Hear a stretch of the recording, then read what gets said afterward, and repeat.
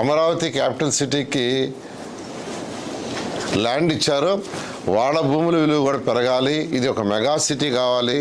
అమరావతి, విజయవాడ, మంగళగిరి, తాడేపల్లి, గుంటూరు ఒక mega city కావాలి. 1 కోటి మంది పాపులేషన్కి ఉండాలనే దృష్టిలో పెట్టుకుని యాక్చువల్గా ముఖ్యమంత్రి గారు ఒక విజన్ ఇచ్చారు. ఆ విజన్ ద్వారానే యాక్చువల్గా additional land pulling, land acquisition అనేది ఇంకా ఆలోచిస్తున్నాం.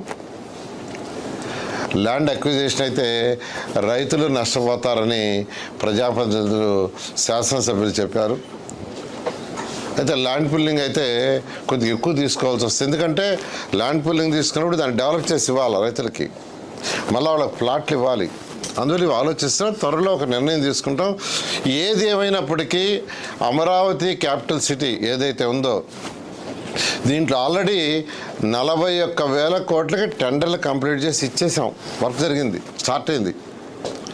మొత్తం ఇక్కడ జరగబోయేది సుమారుగా 64,000 కోట్ల రూపాయల వర్క్స్.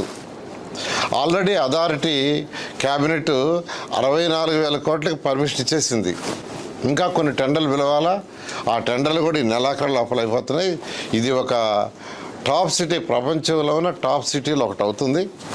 అయితే ఒక ఇన్ఫ్రాస్ట్రక్చరే అంటే రోడ్లు, డ్రైన్స్, పార్కులు ఇవన్నీ చేసినంత మాత్రాన ఈ యొక్క భూమి విలువ నిలవాలంటే, ఈ భూమిలో నిలవాలంటే హైదరాబాద్ ఈరోజు ఏ విధంగా తక్కువ రేటు ఉన్నది రేటు ఎక్కువ వచ్చి నిలిచింది, ఆ విధంగా నిలవాలంటే ఇక్కడికి జనాభా రావాలి.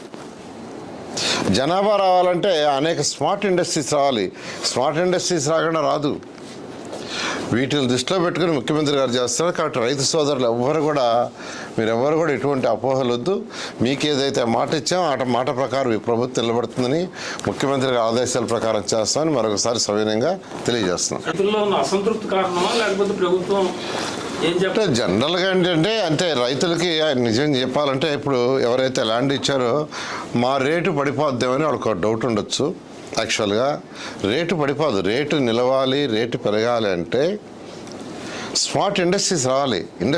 స్మార్ట్ ఇండస్ట్రీస్, నాన్ స్మార్ట్ రెండు రావాలా. అయితే మనం ఇక్కడ పెట్టే స్మార్ట్ ఇండస్ట్రీసే, పొల్యూటెడ్ ఇండస్ట్రీస్ కాదు. పొల్యూషన్ లేని ఇండస్ట్రీస్ పెడుతున్నాం.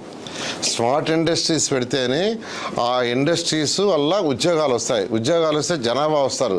జనాభా వస్తే ఇంకా